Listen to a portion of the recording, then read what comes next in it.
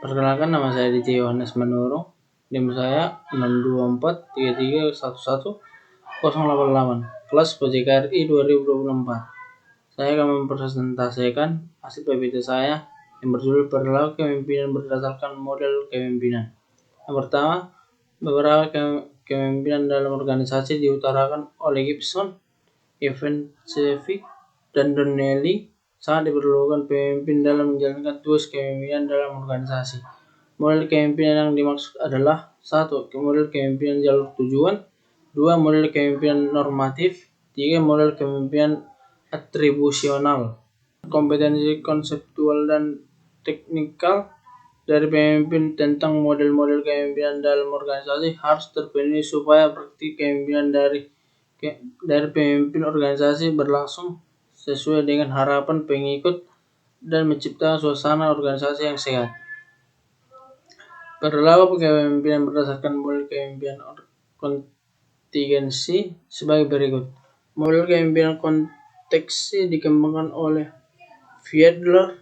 Model itu memiliki dalil bahwa presentasi kelompok tergantung pada interaksi antara gaya kepemimpinan dan situasi yang mendukung. Kepemimpinan dilihat sebagai suatu hubungan yang didasari oleh kekuatan dan pengaruh. Dimensi yang harus diperhatikan dan menjadi komponen-komponen situasional yaitu 1. Kejelasan tujuan. Dimensi yang harus diperhatikan dan menjadi komponen-komponen situasional. Dimensi yang harus diperhatikan dan menjadi komponen-komponen situasional. Dimensi yang harus diperhatikan dan menjadi komponen-komponen situasional. Dimensi yang harus diperhatikan dan menjadi komponen-komponen situasional yaitu 1. Kejelasan tujuan derajat di mana tugas dan kewajiban dinyatakan secara jelas dan diketahui oleh orang-orang yang melaksanakan pekerjaan.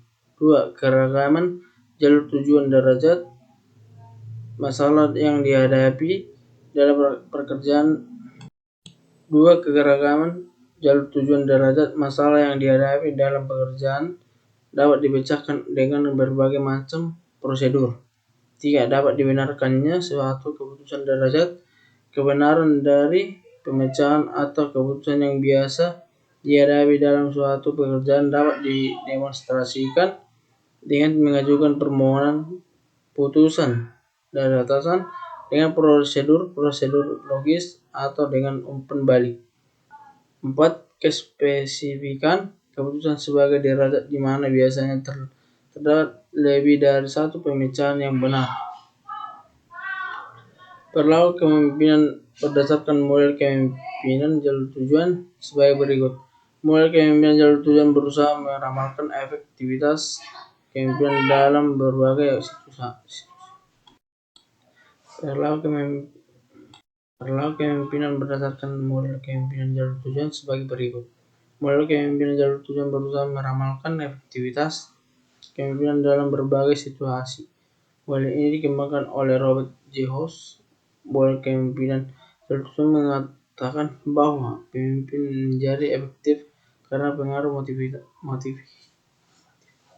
Model kepemimpinan jalur tujuan mengatakan bahwa pemimpin menjadi efektif karena pengaruh motivasi.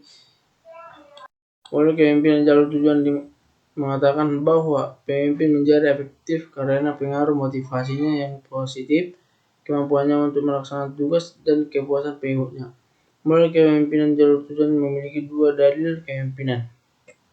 Yang pertama, tingkah laku pemimpin efektif sejauh mana bawahan mempersepsikan perilaku tersebut sebagai sumber kepuasan langsung atau sebagai sarana bagi kepuasan di masa mendatang.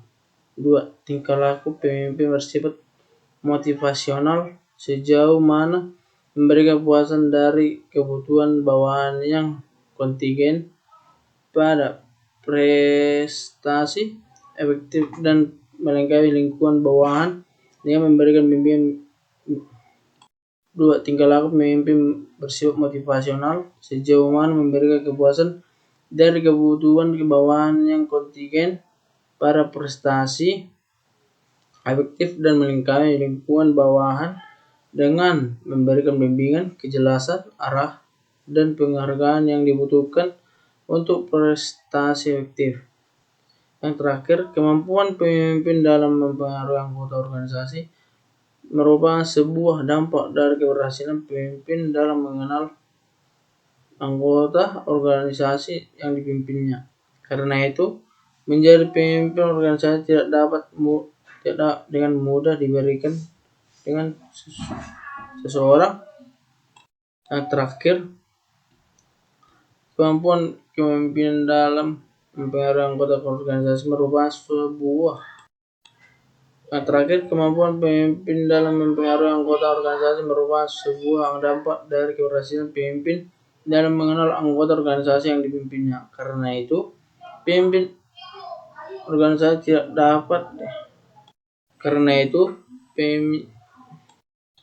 menjadi pemimpin organisasi tidak dapat dengan mudah diberikan kepada seseorang yang sebelumnya tidak sebagai anggota dalam organisasi yang dipimpinnya.